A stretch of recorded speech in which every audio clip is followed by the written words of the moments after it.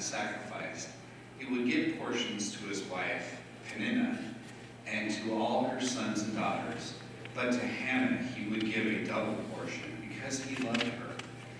Though the Lord had closed her womb, her rival used to provoke her severely, to irritate her, because the Lord had closed her womb. So it went on year by year. As often as she went up to the house of the Lord, she used to provoke her. Therefore Hannah wept and would not eat.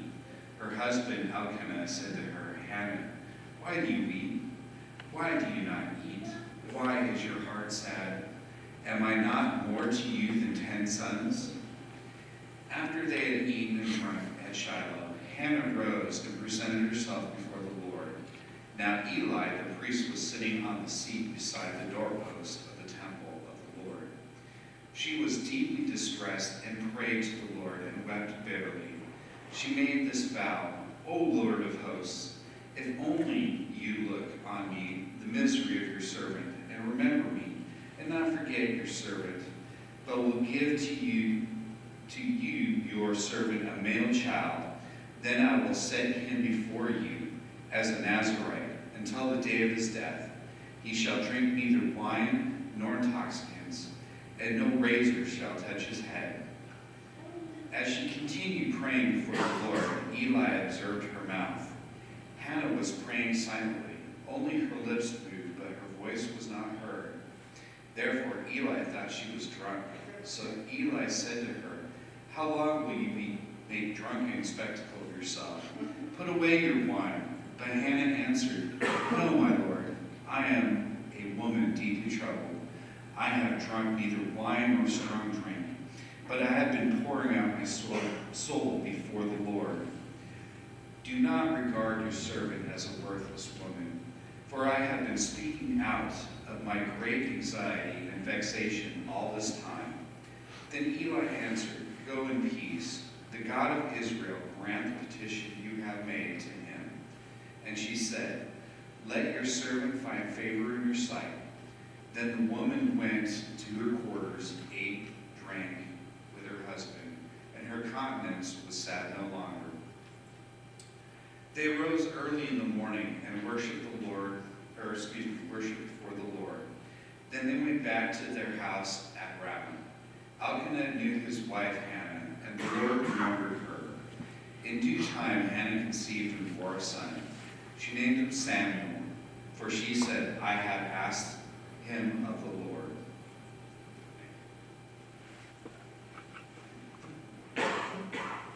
Our second reading this morning comes from the book of Mark. We're going to be reading from chapter 13, verses 1 through 7. Let us continue to hear from the word of the Lord. And as Jesus came out of the temple, one of the disciples said to him, Lord, look, teacher, what large stones and what large buildings. And Jesus asked him, Do you see these great buildings? Not one stone will be left here upon another, and they will be thrown down. And when Jesus was sitting on the Mount of Olives opposite the temple, Peter, James, John, and Andrew asked him privately, Tell us when this will be, and what will be the sign that all these things will be accomplished? And then Jesus began to say to them, Beware, that no one leads you astray. Many will come in my name and say, I am he, and they will lead many astray. When you hear of wars and rumors of wars, do not be alarmed. This must take place before the end is to come. For nation will rise against nation, and kingdom against kingdom. And there will be earthquakes in various places, and there will be famines. And this is but the beginning of the world pangs. This is the word of the Lord. Thanks be to God.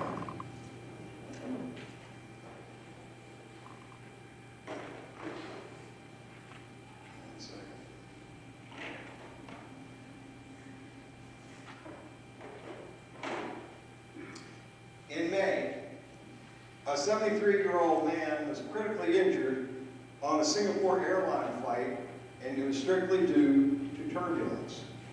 He wasn't wearing a seatbelt and he hit the ceiling too hard. Another 71 people were hospitalized on that flight. It was far from being an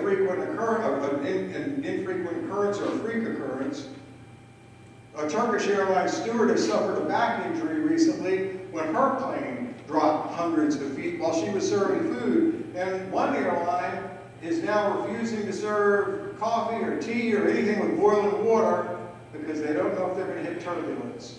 And again, it might be a danger to the passengers.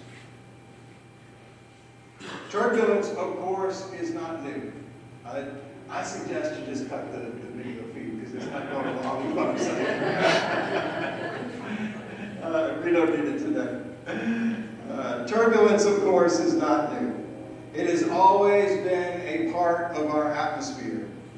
The variation in temperature of air is caused by the stratosphere, the difference in the temperature between the stratosphere and the troposphere. The stratosphere is a constant temperature.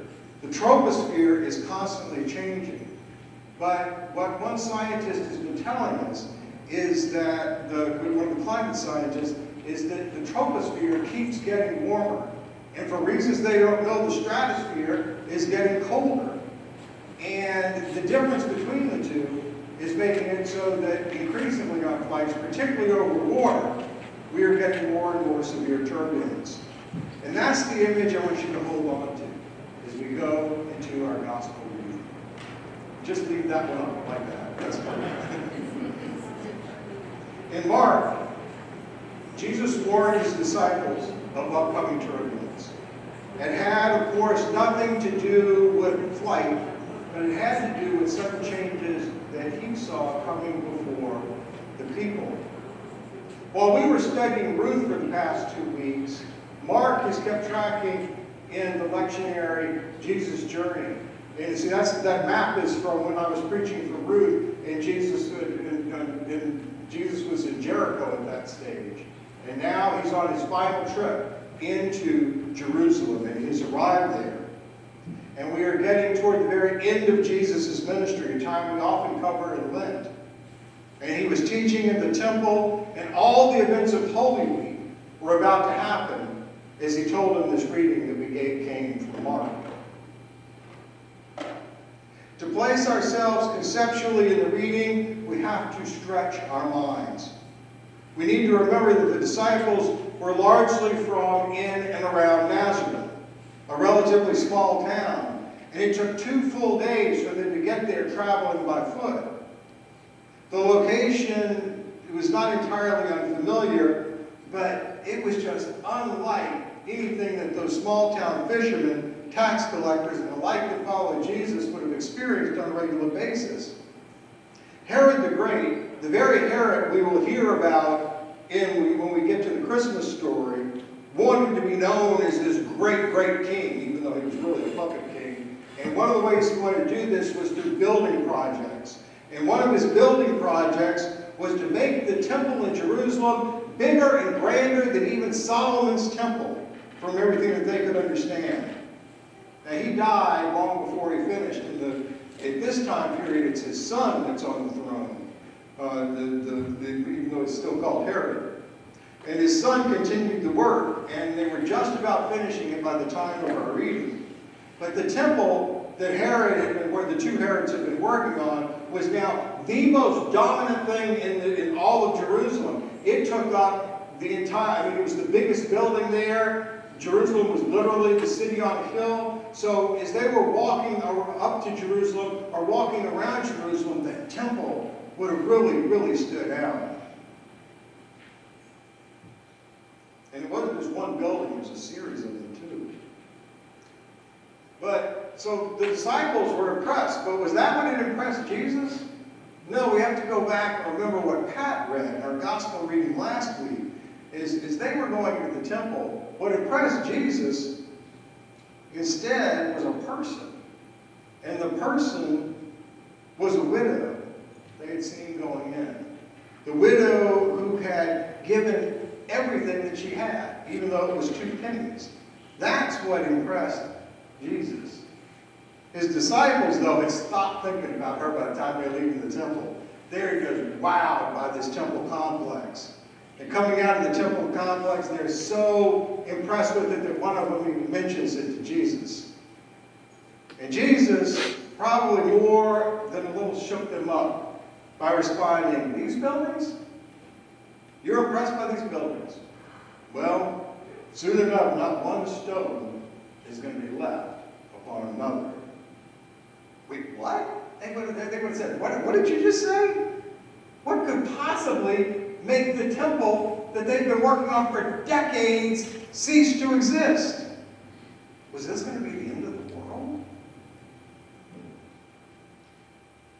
Do you know that 4 in 10 Americans believe that's right now? They believe the end of the world will happen in their lifetimes. We don't have polling, but I wonder if that's always been true in each generation, or if it's unique to ours, if it's grown in ours, I don't know. But I fear it works against many good efforts to try to persuade people to make our world more livable, to make it more livable for our children and for our grandchildren. Many believe that we're just at the end of everything. So why should we spend time on clean air or clean water, or build better cities, or build better schools, or better churches? All I can tell you is I'm a minister who studied the Bible all my life, and I can pretty solidly tell you that Jesus, that was not what Jesus was pointing to in Mark 13. He most certainly wasn't speaking directly to Americans in the year 2024. And even if these are the last days, we have no way of knowing that. Do we think that means we're supposed to stop being the people God calls us to be? Stop loving our neighbors? Stop loving each other? Stop being good stewards of creation? That it's okay to just let it all go? I absolutely don't think so. It's interesting, usually after Jesus gives a teaching, he has to pull the disciples aside, his closest ones, and explain to them further. This time they came to him. And in the list is Andrew. Andrew comes up with Peter, James, and John, and Jesus sits down on the Mount of Olives after they've been in the temple. He was one of the first disciples that Jesus called. He was the one who got his brother Peter to come and meet Jesus. He and the rest of them want to know what's up. He'd been pretty quiet up to this point. But he wants to know, what's all this about the temple ceasing to exist, the temple complex? When is it going to happen? How would they know? Is that when the kingdom of God was going to come that Jesus talked about? When I was a kid, we drove, as y'all know, from New Orleans, and we drove from New Orleans to the Mississippi Gulf Coast. And we did this because we loved going over there, but Hurricane Camille, a Category 5 hurricane, a lot of folks have forgotten by now because we've had so many storms, it hit the Gulf Coast. And for me, it was an eye-opening experience. I mean, when I was coming up for children's times, I thought of hurricanes as just exciting events. We got out of school, just rain a lot, so who cares?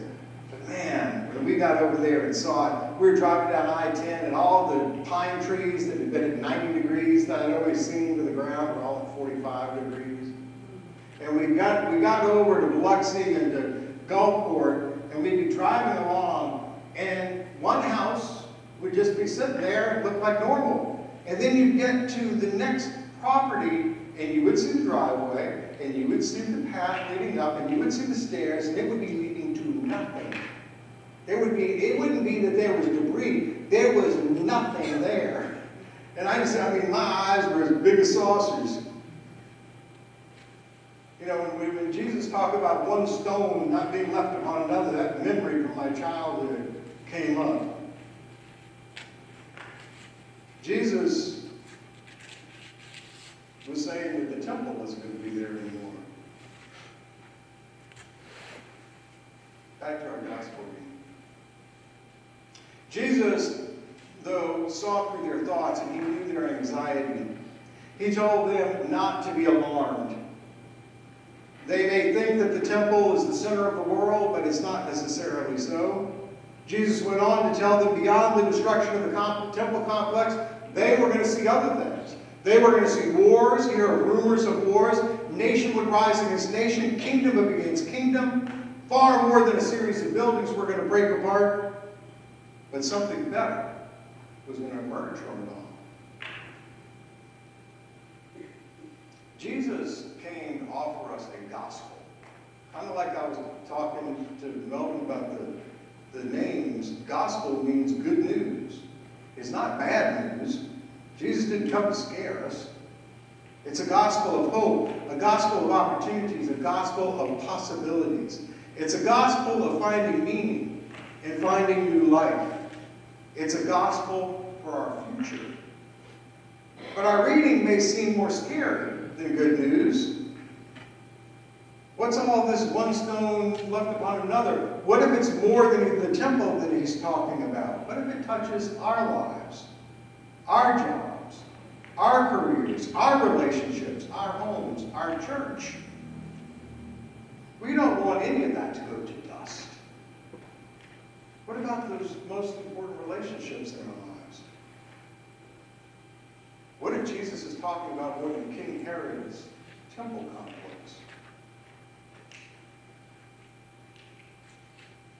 Have you ever thought that First Presbyterian Puyallup is never going to be the church that it was? It just won't. I know it's been great. I know it's been wonderful. I know it's been loved. But the church is always not a building, but it's the people. And former pastors are gone. So are many folks who used to fill your pews. So it can never be the church that it was.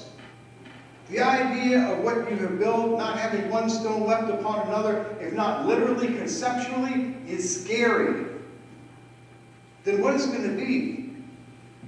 We can take comfort from what we always take comfort from what we have known and what we have experienced. How are we supposed to take comfort in a future we can't see yet?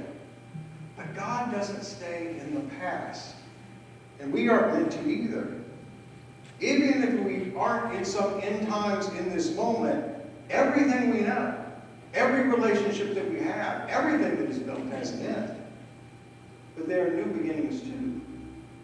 First Church has to be a place, as it always has been, that people come to encounter God. Jesus did have a word of warning in the midst of reassuring them. When that turbulence comes, when that change comes, and it surely will, leaders will emerge in that change. And the words they offer, the promises they give might sound pretty good. They will even claim to speak in Jesus' name. Some may even actually claim to be him, but Jesus says they're not going to be me. They won't be speaking for me. Jesus warns them not to be led astray because a lot of people will be. That's why Diane found that great cover. You might think, where did the cover of the bulletin come from? You look at it, it's a wolf in the middle of those sheep. So is that an active threat to us, or is it just fact something for the disciples to know about? The real test, to me, is always listening to people. This most especially is true during societal, personal, congregational, family change. Do they sound like Jesus Christ or not? It doesn't matter who's endorsed them. It doesn't matter what credentials they have. It doesn't matter what faith they proclaim. Do we hear grace in their voice? Do they care about justice? Do they appeal to faith, or do they appeal to fear? And if they offer hope, what is the hope in? Is it in safety? Is it in security of trying to recapture something that was? Or is it in something more?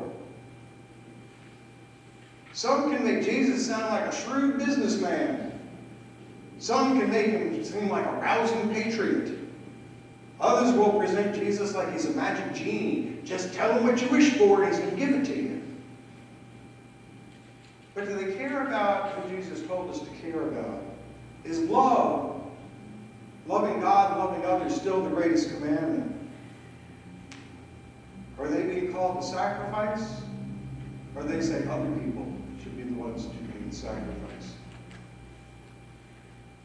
The church has to be a place where we don't just learn about God, hear about other people's experiences of God, but where we come to experience God.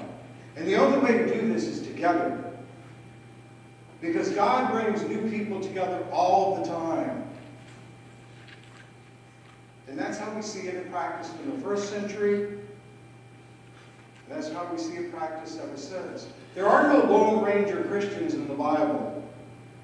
God never meant for us to be spiritual hermits, take our Bibles off and just by ourselves say prayers. We were meant to be in relationship. We were meant to follow Him together. Together we will see things that we will never see by ourselves. And together we can discern the truth. And in times of change, in times of personal or family or societal turbulence, we may need this more than ever. But how? How when everybody's got so many different ideas? When our daughter was in first grade, her daughter's named Anne, by the way, she bounced out of her first grade class and jumped in the car. And we asked her how her class went. And she said, well, the word of the day is compromise. And we were impressed. We were like, cool. Tell us what compromise means, Anna. And she actually could explain it. She did it quite well. And so then we turned to her and said, so you want to compromise, Anna? And she says, no. We still laugh about it. But she ended up being the one to get the family to compromise in the long run on a lot of things too. But I believe that is the way we find the truth together. Through turbulence, through change. God speaks to us and we find the path. Oftentimes, we find that sweet spot by listening to each other and finding a good middle path in the middle of it. And the same is going to be true in your family. And the same is going to be true in your marriages. And the same, or those significant relationships, whatever they are. The same is going to be true at school or in your job. Listen to each other and discern the path forward together, even when things seem shaky around you. But always base it on who Jesus called us to be. The best defense against air turbulence, y'all all know the answer, is the seatbelt. The simple seatbelt. Almost everyone who we hear who gets hurt in a plane during aircraft turbulence didn't have theirs on for one reason or another. And that's what I want y'all to think of each other as. Safety devices. Jesus went on to tell the disciples how they would be personally persecuted, of how things would get messed up before the temple got destroyed, and of how they might even have to flee their homes at times. But it will all precede the coming of the Son of Man. So, will Jesus come again? We absolutely believe He will. But even Jesus said He didn't know when that was going to be. So anyone who claims then or now they know when that is making a pretty absurd claim. If Jesus didn't know, then we probably don't know either. But Jesus told us to be ready regardless. And we do this by being the people that we are called to be.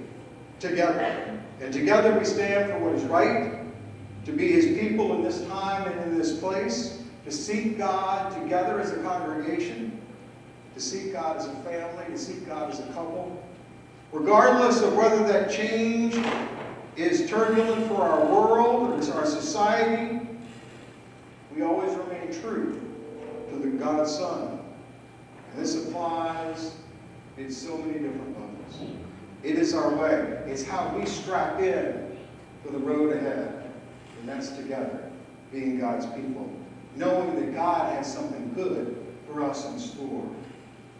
God is with us. God has a plan for us. And it will ultimately lead us to somewhere good and to the only one who is ultimately good. It will not stay the same. We will encounter turbulent change. But there is something that we always have to remember. Jesus said, don't be alarmed about it. Let us keep our faith in Him. Let us follow Him. Let us be who we are called to be. To God be the glory, forever and ever.